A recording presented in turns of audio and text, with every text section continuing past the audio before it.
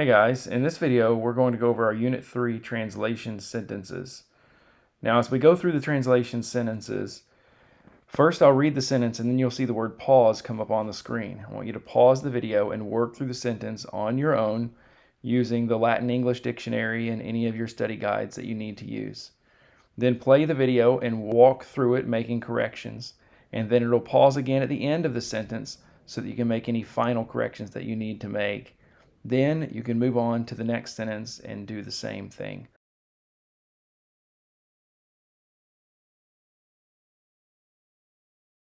Here's sentence number 1. Unus e nautis ob templum Troiae sedebat.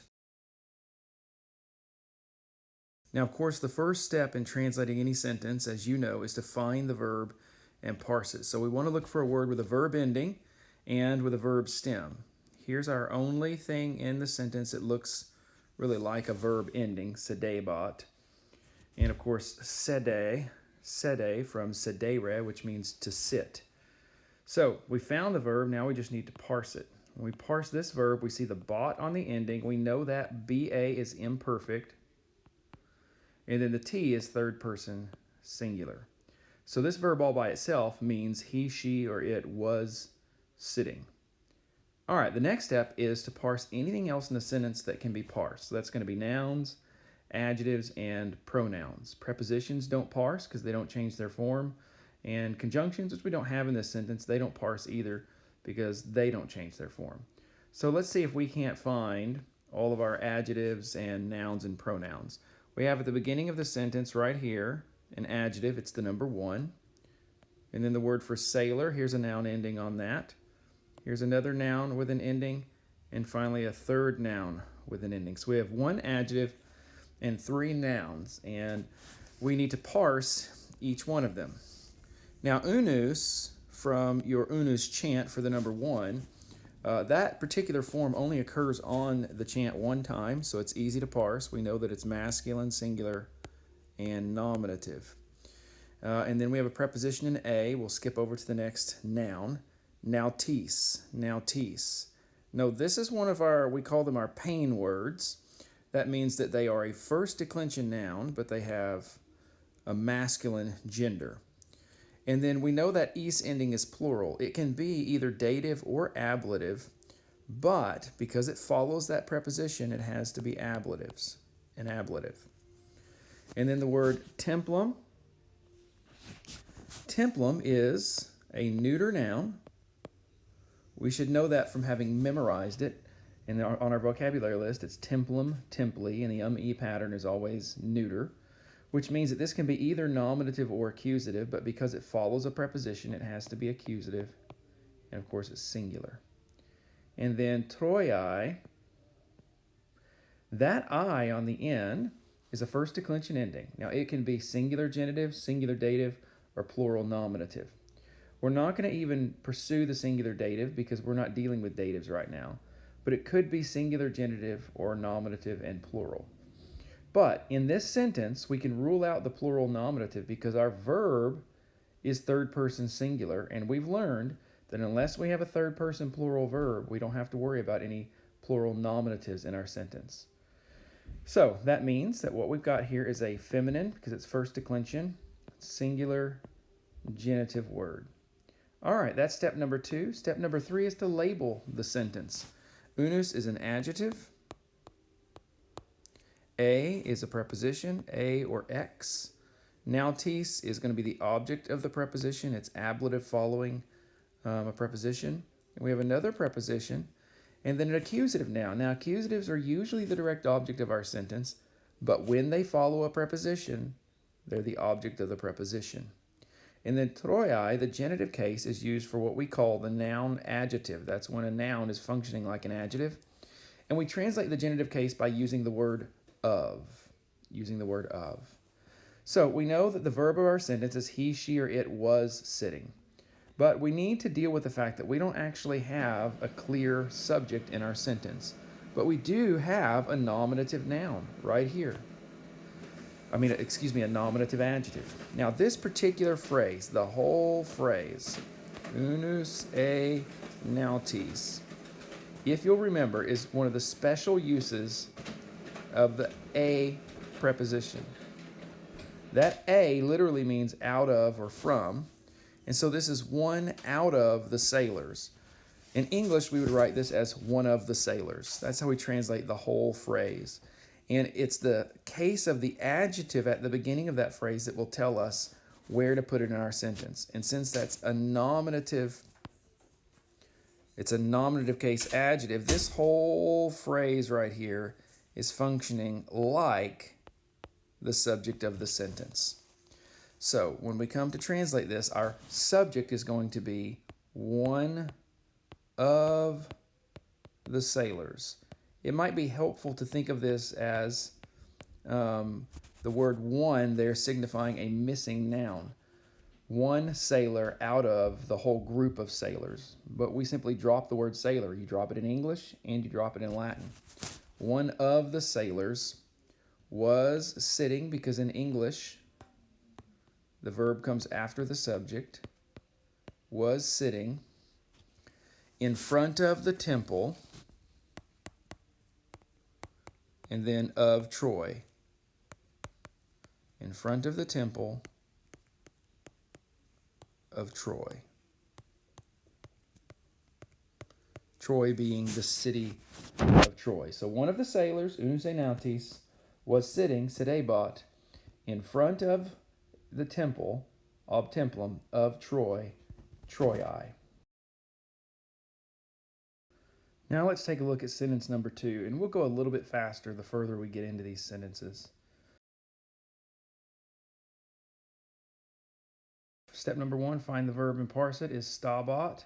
Same ending we saw in our last verb. We already know how to parse this. Third person singular, imperfect. Now on to step number 2. We've got to find and parse anything else that can be parsed. So we have solus, unus, we have wir, there's no real ending on that. Juxta is a preposition, don't be fooled by that a on the end. Sepulchrum, though, can be parsed. So let's go through here and parse these. We have two adjectives and a noun to start our sentence. You'll notice that solus and unus have the same ending. And then wir, of course, is our nominative form, singular nominative form of that verb. So all of these together are going to have the same parsing, just so that we don't have to squeeze everything in there. They're all masculine, singular, and nominative, which tells us that both of these adjectives are modifying the word wir, which means man. Now we come down to our only other word to parse, and that's sepulchrum. Sepulchrum.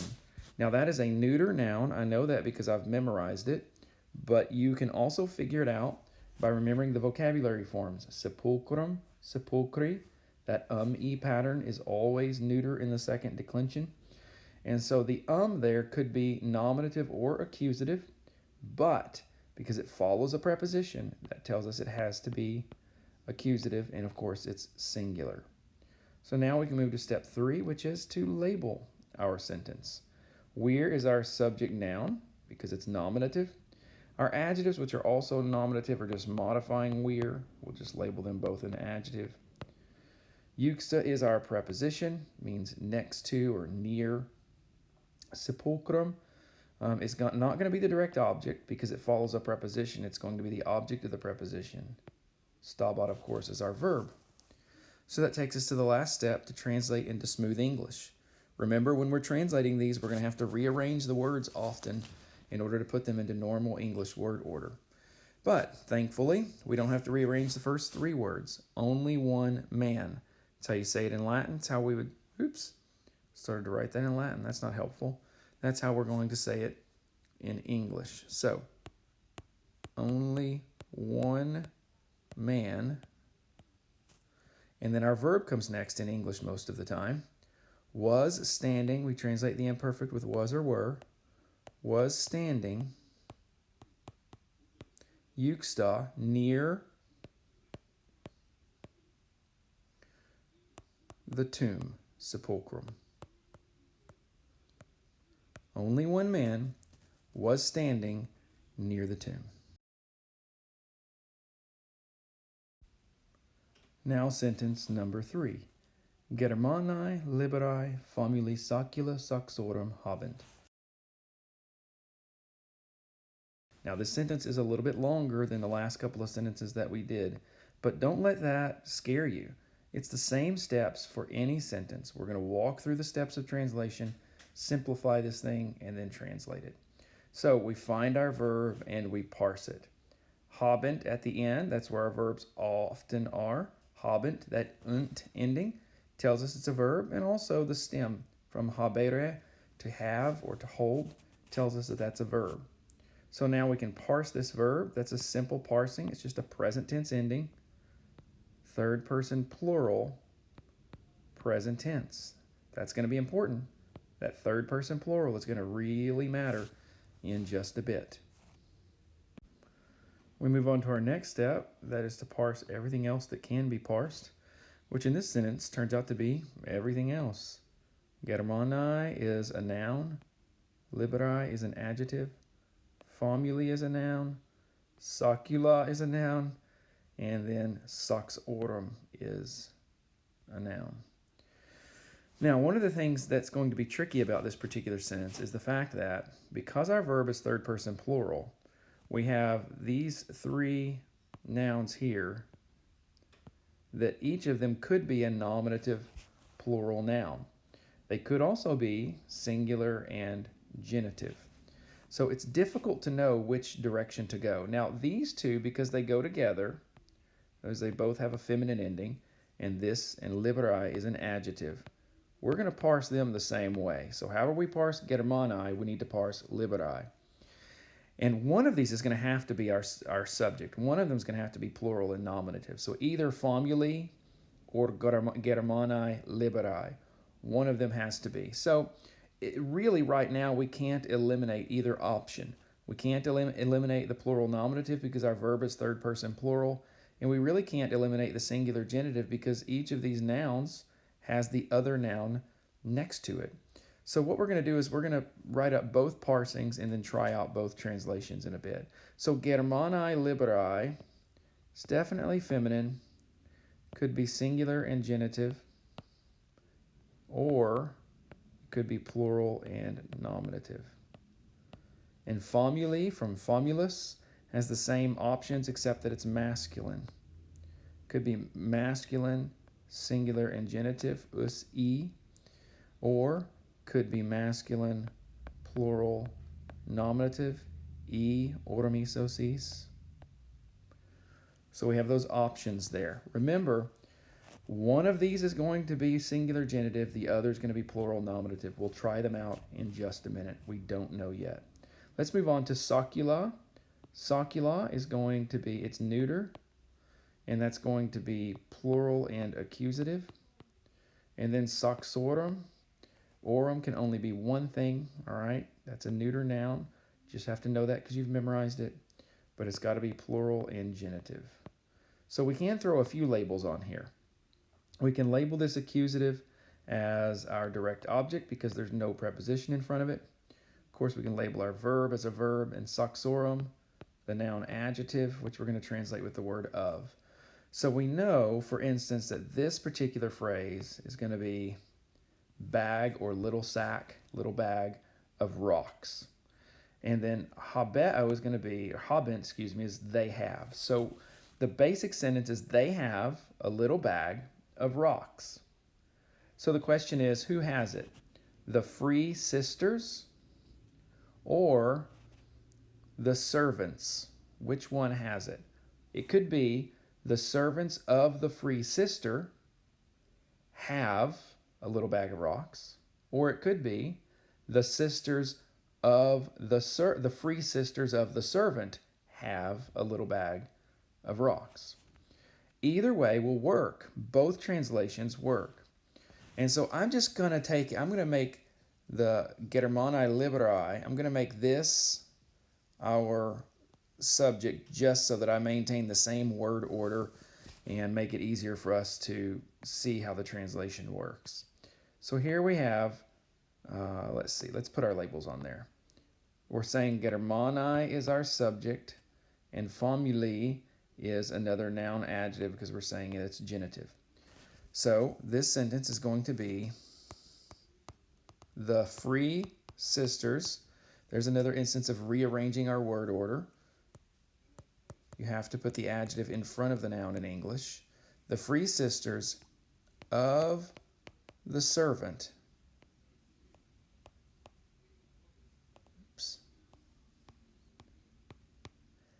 have a, or the, either way, a little bag. Now you might be saying, where's the word little there? Well, sacula refers to a little bag or a little sack. There's no adjective there. Little bag of, for the noun adjective for the genitive case, of rocks. Now, if you'll remember, this type of genitive is called a genitive of content. It tells you what's inside of or what makes up the head noun of that particular phrase. So the rocks are in the little bag. The free sisters of the servant have a little bag of rocks. Now, if you translated this, the servants of the free sister have a little bag of rocks, that's perfectly fine. Remember, in this sentence, we weren't able to eliminate any of those options, so we have to go with what we think sounds the best, and either one of them will work. On to sentence number 4. It reads, Regina ullum ex terra prae fluvium non regnat. So, step number 1, find our verb and parse it. Here is our verb at the end of the sentence. That T is a dead giveaway. And if you look up this word in your Latin English dictionary, it means to rule or to reign. And you can see how it's related to the word regina, which means queen. All right, they're related words. We haven't learned the word for king yet, but it also has the same basic root. Regnat, regnat. That GN makes a nya sound. All right, so let's go ahead and parse this verb here. It's easy to parse. The T is just going to be third person singular, present tense. Next step, parse everything else that we can parse. Well, Regina, ullum, terra, fluvium. Basically, I'm skipping over the preposition right here, 2 prepositions. And then with this word known, which means not, and that is an adverb. Like prepositions, they don't parse, so they're easy to deal with. Let's start with Regina. Regina. The A ending there is just a first declension ending. It does not have a macron over it, which means that it has to be feminine, singular, and nominative. All right. Ullum, ullum. So here we have a form of ullus, which we know follows the pattern of unus, which tells us that this particular word is going to have to be singular and accusative. But it could be either masculine or neuter. We don't quite know yet. Ex terra, terra, that long A, notice it has a macron, unlike regina. That tells me that this word has to be feminine, singular, and ablative. Fluvium, now that's a neuter word, which means that it could be either nominative or accusative, but we already have our nominative noun at the front of our sentence, and we're following a preposition, so we're going to call this accusative. So now that we have everything parsed, we can go ahead and label our sentence. Now, Regina is going to be our subject. We'll come back to ullum in a minute. Terra is an ablative and following a preposition. It's the object of the preposition. Fluvium is accusative, could be direct object, but because it's following a preposition, it's also object of the preposition. Regnat is our verb. So let's go back to ullum, because that was sort of the tricky one. It's an accusative case noun, or adjective, excuse me, but it's a part of one of those special phrases. Again, the X phrases. In other words, you have a number word, and ullum is considered a number word. You have a number word followed by X and its object. So we're going to have to take this whole phrase together, and because the adjective at the front is accusative, the entire phrase is, as we said earlier, the entire phrase now is functioning like a direct object. So this whole phrase, ullum ex terra, is going to be any of the land or any of the earth. Land is probably going to sound a little bit better here. Any of the land, and that's our direct object. So now that we need to translate things, that's going to help us knowing the meaning of that whole phrase. Queen is our subject, so the queen. Regnat rules, but we have the word not known. The queen does not rule. We have to use the word does in English to help us out there. Does not rule or does not reign. Does not rule. Ullum ex terra, any of the land. Prae fluvium, that literally means on the other side of the river or across the river or opposite side of the river. So we're just going to say any of the land, we'll say on the other side. A lot of different ways you could say that. On the other side of the river. We could just say opposite the river or across the river.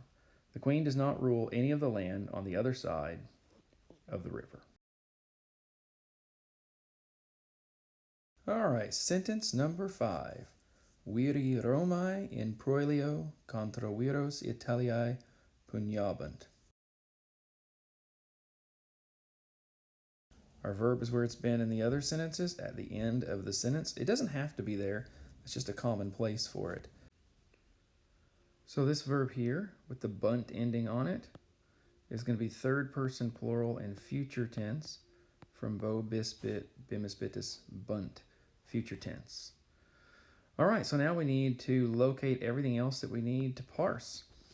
That's going to be viri with that long I, Romae, proelio, viros, Italiae. Now, if you don't know your vocabulary, you could have very easily thought that contra was some sort of first declension noun, but it's not. It's just another preposition. So it's really important for us to know our vocabulary well. You need to see that word and immediately think, oh, that's a preposition. It means against. All right, so let's start parsing some things. Now, viri and Romae, both of these words have endings that could be either singular genitive or plural nominative. So we look at our verb to see if we can rule out that nominative.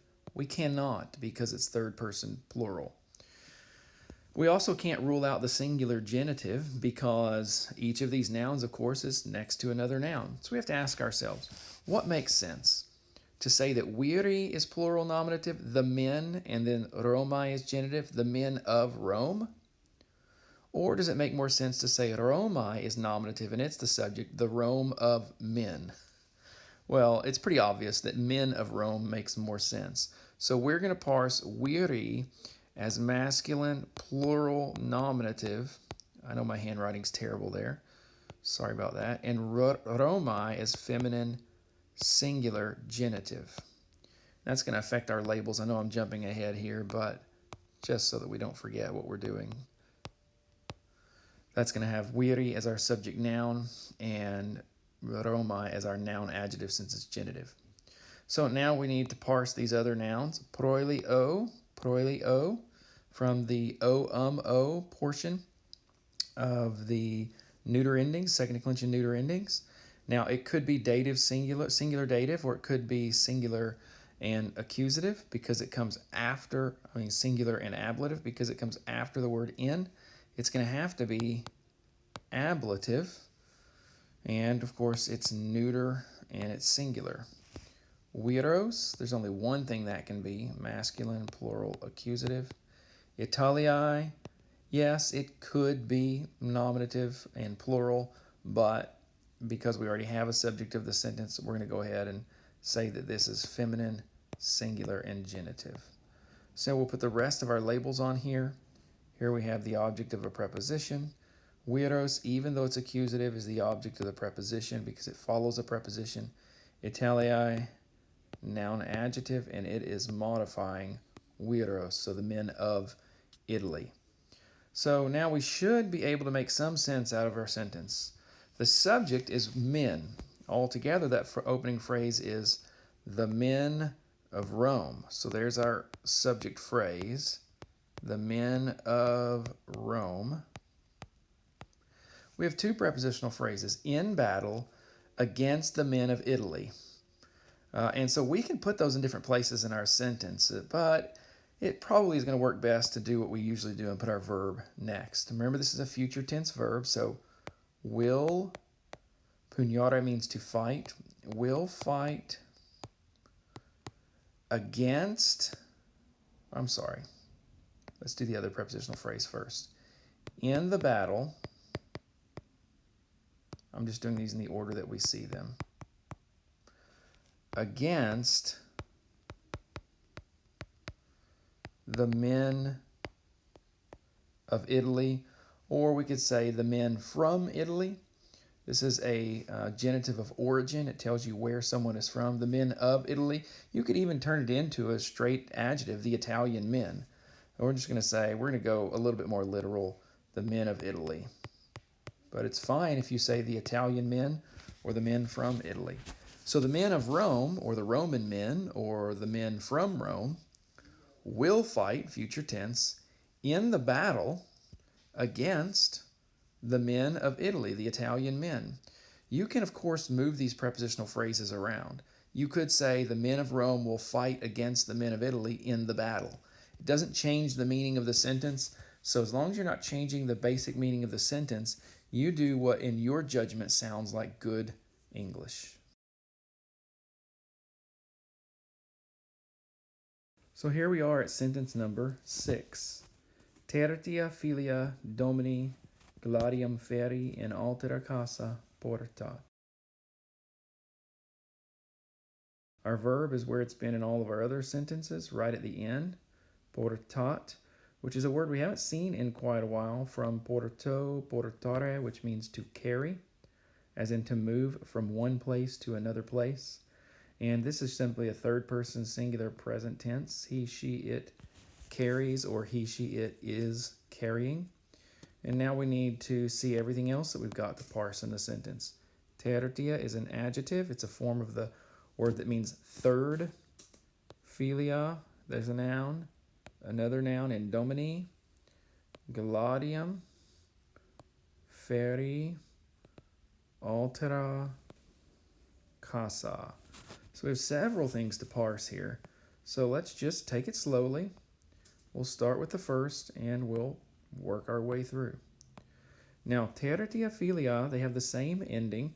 That's not surprising because this adjective is going to be modifying this noun. Normally our adjectives come after our nouns, but number adjectives will often come before the noun that they modify. And in either case, adjectives have some flexibility. They can come either before or after. It's just that normal adjectives usually come after the noun that they modify in Latin, which is the opposite of English. So, long story short, we're going to parse these in the same way. Filia, there's only one thing it can be. It's a first declension ending. Feminine singular nominative from a, I, a. That first a without a macron. And next we have Domini. Now that ending, we've seen it a few times. It can be singular and genitive or plural and nominative, but it can only be plural and nominative if our verb is third person plural, and it's not. So now we know that it has to be feminine singular genitive. Gladium. Gladium is going to be from gladius, gladii. It's going to be masculine singular accusative. That's the only thing it can be.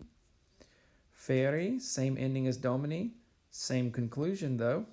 It's going to have to be singular and genitive, although this word happens to be neuter, not masculine. And then here we have altera and casa. They have the same ending. Also not surprising. But this adjective is modifying this noun. Parse them the same way. Feminine, singular, and this time ablative because you have the macron over the A. Feminine, singular, ablative. Now on to our labels. Tertia, as we said, is a number adjective. Filia, because it's nominative, is our subject noun. Domini, as a genitive, is going to be a noun adjective. Gladium is our direct object. There's no preposition in front of this accusative, so it's got to be the direct object.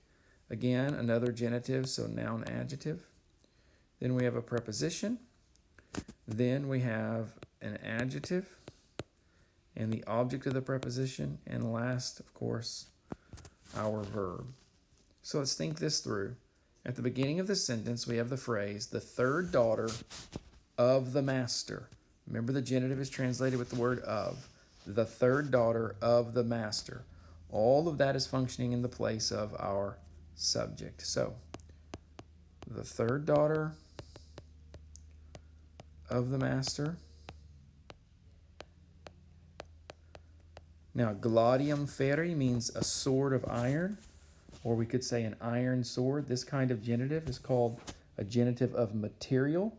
It tells you, it's describing the noun, the head noun, but it's telling you what it's made out of. So we can simply translate it iron sword. It's our direct object, but our direct object is going to come after our verb in English. So we'll wait to do anything with that.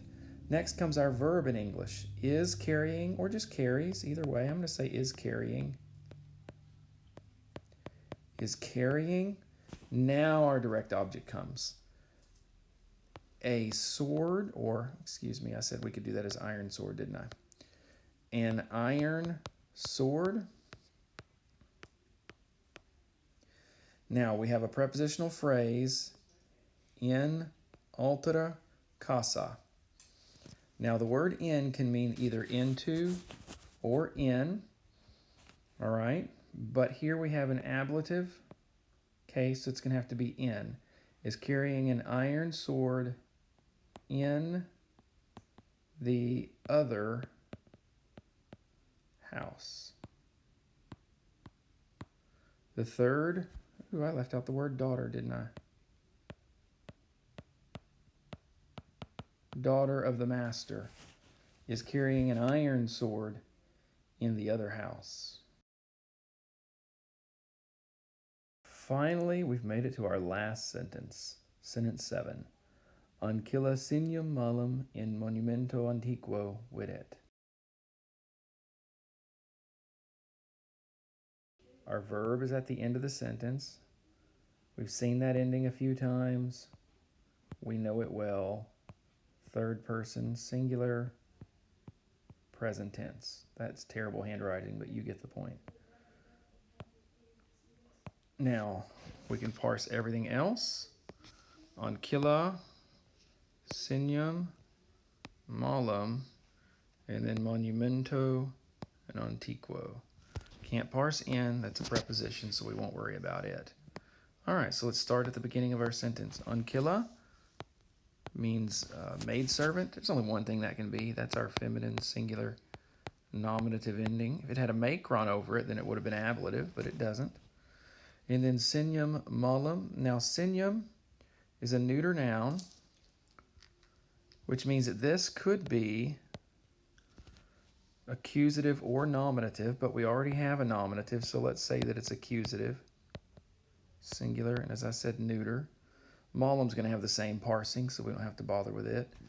Monumento antiquo, monumento, that O ending there, this is a neuter noun. That's either going to be dative or ablative, but it follows this preposition, so we're going to say it's singular and ablative. Antiquo has the same parsing, right? Neuter, singular, ablative, because it's describing monumento, just like malum is describing signum there. So now we can do our labels. Ancilla is our subject. Signum is accusative with no preposition in front of it. That makes it the direct object. This is just an adjective. In is our preposition. Monumento is an ablative, and it follows the preposition, object of the preposition. Antiquo, again, another adjective. Videt, of course, is our verb. So now we should be in a position to do some translating. So here we have the maidservant as our subject, so we'll put that up front, the maidservant. We have a direct object. We know that comes after the verb in English. So we're going to go ahead and do our verb, sees. Now our direct object, signum malum, a bad sign. or you could say an evil sign. In monumento antiquo. Monumento means monument. That's not difficult. In, because it's ablative and it can't mean into with the ablative after it. In the monument antiquo, old or ancient. In the old monument. Or you could say on the old monument. That might make a little bit more sense here. On the old monument. The maidservant sees a bad sign on the old or ancient monument.